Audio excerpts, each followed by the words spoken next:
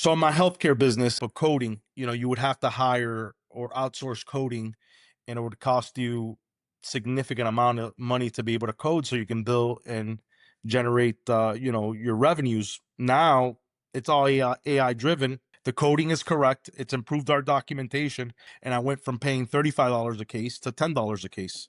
You're talking about, excuse me, $25. You do that on 800 to 900 patients a month that you're billing, it's a significant amount of money.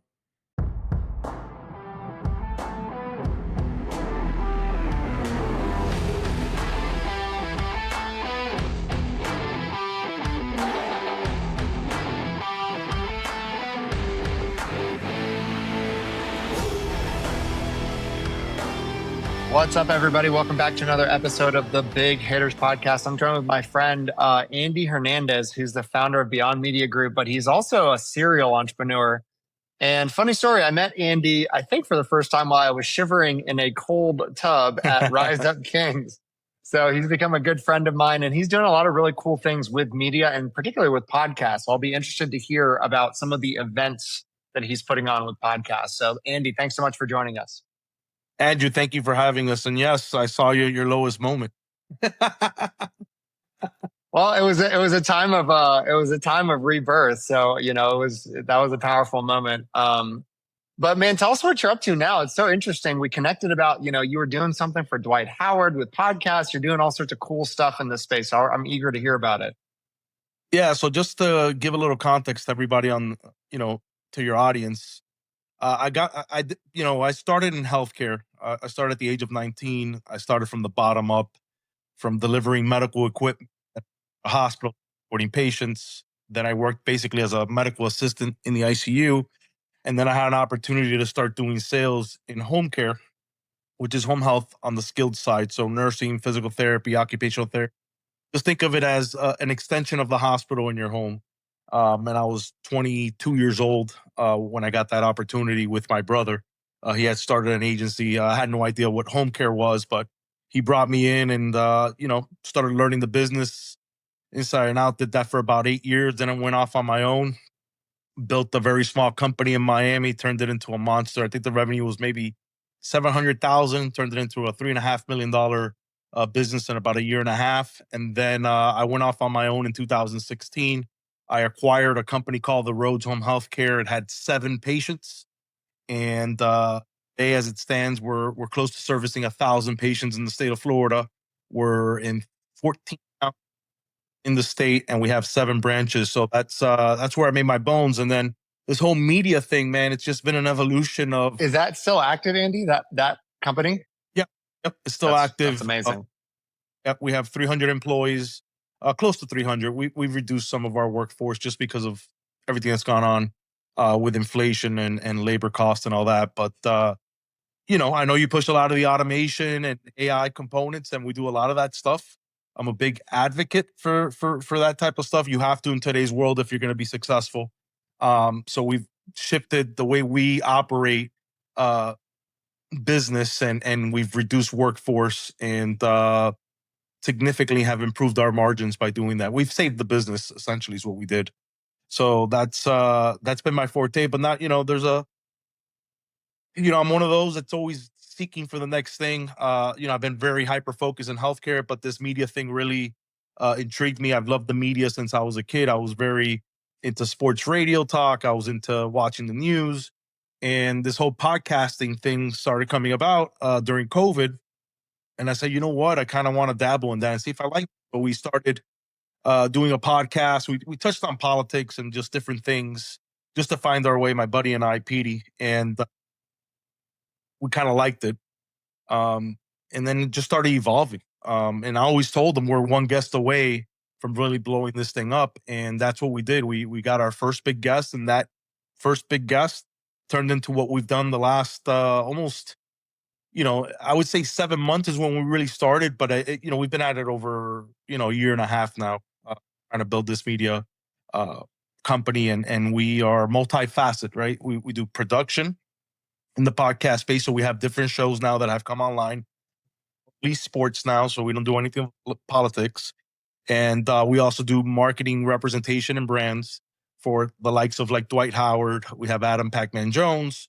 Uh, we have Red Grant, Roy Jones Jr. We just signed, Tim Hardaway, Fred Joe Starr. So we're working on a lot of big uh, with a lot of big names. We also have Cat Williams. I haven't made that announcement yet, so it'll be the first time I announce that on this show that we have Cat. Heck yeah. I like an exclusive announcement. Yeah, so we're representing him on a couple deals that we're working on. So yeah, man, it's just been it's funny. You and I met at Rise Up Kings, and that's faith driven, and I feel that God's had His hand uh, in what we're doing with our media group. We have a lot of different redemption stories, part of our media group that I work with, and I feel that God's called me to help bring these people back.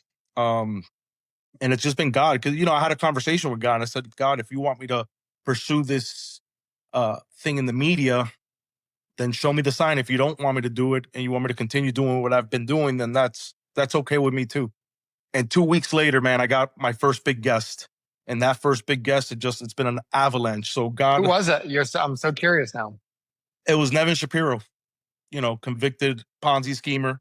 There's more to the story. There's a lot of stuff that the media portrayed on him. And when I interviewed him, he had all his documents out. And I'm like, dude, I can't read all that right now. He's like, I know, but I'm just putting it on the table, and I want you to read it for yourself and get to know who I am. Because I only knew him, through the media. I thought he was a scumbag, to be honest with you. And then I started learning who he was as a person. And I'm like, man, there's more to this. And then it took me about 2.5 months, 3 months to go through his entire case. And he got hosed, for lack of a better term. And we started working together. His network is just insane. He was a former University of Miami booster. Basically, he was the king of the NIL, and his network's just is crazy and extensive. And he just started opening doors, and we've been evolving. Now we're here, 7 months fast forward, and it's just been an avalanche. And people can't believe what we've done. We've done what companies dream of doing in 5 years, 10 years. We've done it in 7 months. So again, it's God's hand, and He's just plainly showing off. Oh, so okay, help me understand. What is the core business activity? All right. So you mentioned some big names, Pac-Man Jones, you mentioned Dwight Mm-hmm. Howard, Mm-hmm. Cat Williams. Like, they come to you and they say, Andy, I want you to produce like, what are they doing? Like, what's the deal? So it's multifaceted, right? Like Dwight Howard, we're not producing his podcast. So we're representing him with marketing deals with brands, right? So we call on behalf of him. We've had relationships with brands. Keon Dooling's my partner as well in the business. Keon was a first round pick of the Orlando Magic. He was a 10th pick about 20 years ago, 15 years ago. He played in the league for 13 years. He was the vice president of the Players Association. So he's got a lot of relationships as well. So he and I have been, and building this thing up. And we've gotten some deals already, for Dwight and other people that we have on the team, and it's been unbelievable. Yeah. So And so you said you also do events around the podcast too. Like, you'll do an actual in-person event. You said that's kind of like in right now, right? Or there's not a lot of people doing stuff like that.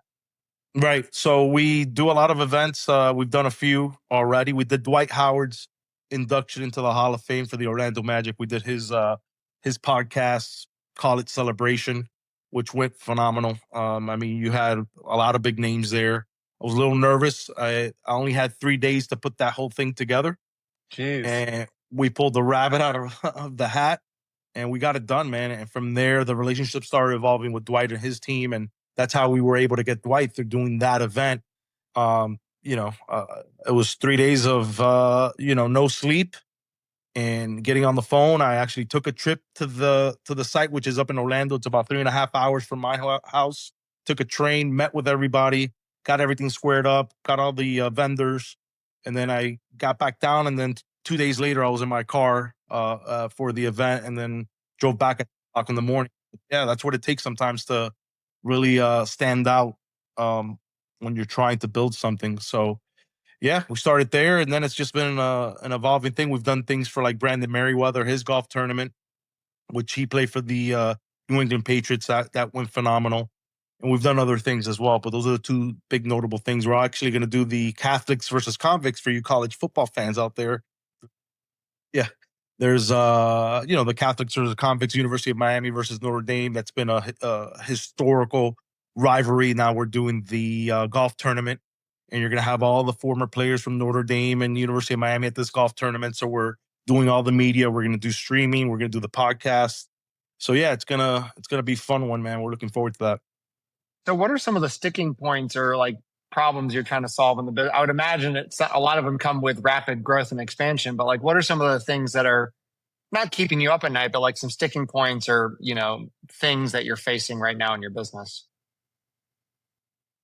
Staying, you know, not trying to chase the shiny object, right? They call it the shiny object syndrome, where you're just chasing everything and really honing into what our core competencies are of our business, right? And sticking to that. And it's kind of tough when you're getting approached. And through this evolution, we're really learning that there is a gap in the space. There's a transition from the old school media to the new school media, and everything has gone independent. And a lot of people that come from that more structured, traditional type media is struggling in this new space. So we're basically essentially creating that bridge for that old school into the new school way of doing media. What are you, how are you, I'm so curious how you're getting these new deals that are coming in. Is it through the connections and the warm network that you're cultivating? Are you doing direct ads? Like how are you landing such big clients? Word of mouth is one, introductions through relationships, and just being out there. I was just funny you mentioned that. I was just having a conversation. Uh, I'm constantly networking. um any opportunity that I have that I can go to an event, or I can go to a place where I know there's going to be people of relevance in the space, I go to. And I don't, I'll get back home at midnight. This is a startup from when I first started in healthcare. This is how I'm treating it. And that's how I built my business. I built it through other people and the relationships that I was able to build. So same philosophy. It doesn't change. I don't care what business it is. You got to create a network of people, and you have to create those connection points, and that's how it's done. And you got to provide a solution to people's problems. And the biggest void that I see in the space is that the old guard doesn't understand the new guard in this whole new uh, media world that we live in. Right? It's a world. I'll give you an example. Anita Marks comes from ESPN. She's part of our, she's under our umbrella. And the transition's been challenging for her because she didn't have the right support. Now she's with us, and we're helping her navigate algorithms and different things in the platform that she's just not used to. So we're bringing that education and helping bridge that gap for personalities like herself, which she's super talented, but it's just getting in the getting the right support behind you. Yeah. We've talked about this, and I think this is so interesting because you're literally doing this, but you're doing it for people that are pretty well established. But we've talked about a podcast for building your business as well. I mean, I can't point to anything that's been more substantial than starting a podcast. That was not my intention. What are some of the benefits that you've seen that might not have been directly like, oh, I knew this was exactly going to happen when I started a podcast? Like, what are some of the additional benefits that you see that come alongside of that? The visibility that it creates. You may not Yeah. monetize today, but you're creating visibility for yourself. And it's essentially your resume, right? Like, people don't like, if you give me a resume now, I grab it and I don't even look at it, right? Like, I want to look at your LinkedIn. I want to look at your Instagram. I look at all the social platforms. I want to see, because those platforms are going to tell me a story about who you are and what you like and what you don't like and how you represent yourself. And if you have character flaws, if you don't have, whatever it is. And if you're promoting a business, I'm going to understand your business better by watching you on a podcast, watching you on your social media, the things that you're trying to convey to the audience. So I think it's imperative. And I think if you want to survive in today's world, you have to really have a presence when it comes to social media. And I have these conversations with our teams all the time. On the healthcare side, some of our account executives, we have 20 of them throughout the state, and some of them are reluctant to use social media. And I said, you're going to get left behind, because what's happening is your competitors are using the platforms and they're connecting with their clients, and you're not. So basically it's gonna start creating separation between you and whoever your competitors are. Yeah. You mentioned AI briefly. So how do you see, I'll ask a couple questions around this, but how do you see let's start with this. How are you using it currently? So in my healthcare business, I'll give you a perfect example. Coding, you would have to hire or outsource coding, and it would cost you significant amount of money to be able to code so you can bill and generate, your revenues. Now it's all AI driven, and the coding is correct. It's improved our documentation, and in essence, it's increased by adding AI. And I went from paying $35 a case to $10 a case. You're talking about maybe 25,000, and excuse me, $25. You do that on 800 to 900 patients a month that you're billing, is a significant amount of money. Even our software, our EMR, we're switching now to something called Finale, which is AI driven. Um, the system that we're currently using is very antiquated, and we're spending a ton of money. It's probably close to $1 million we're spending between all the different platforms that we have to use to grab data points and to grab information and authorizations. Now with this system, we're going to reduce the cost by almost $500,000, and we're going to have everything under one system instead of having to navigate through all the different systems. And then it helps our clinicians, right? Our clinicians now can go see a patient, dictate it on the phone, grab the medical, the progress notes, the HMPs, all the patient information, and we upload it into the computer. Now they don't have to sit there and document for 2 hours, right? Dictation grabs the information, and it does everything for them. So it just saves time, helps with cost of labor. It's changing. And if you're not using AI in your business, man, you're gonna be out of a business pretty quick. It's crazy to me to see what's possible. So I'll just give you an example. So I'm starting a just to show what's possible. Like I'm starting a financial coaching business within 30 days, and we're using this tool called HeyGen. I don't know if you've heard of like the AI avatar stuff, but Of course, we yeah. we we have so much talking head video of me. So we plugged 3 or 4 different looks into HeyGen, and we used ChatGPT or Grok to create the course. And I have a course now within 2 days on school because of AI. Hmm. Like it's scary how fast. And so one of the things we talk about with our agency is like the user and the technology, like the gap is huge. So like there's a huge market right now for just helping people leverage these tools. You don't have to develop anything proprietary. You just have to like help people use the dang tools that exist. And I just Right. think that's such a blue ocean right now. It's Yeah, crazy. it is a very blue ocean, and I think just people are very comfortable in what they know, and they don't want to go outside of that. But if they start understanding what ChatGPT can do for you, Grok, all these things, then they'll start understanding that it's life changing. I don't do anything without ChatGPT now. Obviously, ChatGPT is only as good as the data that you give it. You have to give it good data, and you gotta train it. But as you go along using it, and it starts understanding what you're trying to do, then it really gives you accurate information. From processes. My attorney fees have gone down. Like I throw contracts in there. I ask it, what are the pros, what are the cons? I mean, everything should be ran through Chat GPT. It just should be. And I advise everyone to use it. Where do you feel like you could be using it that you're not? Just AI in general.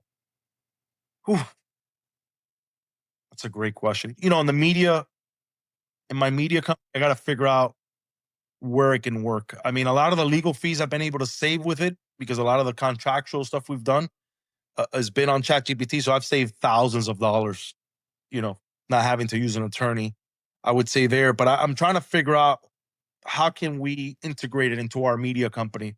Is it being able to reach out these brands at a faster clip, right? So I see some opportunity there.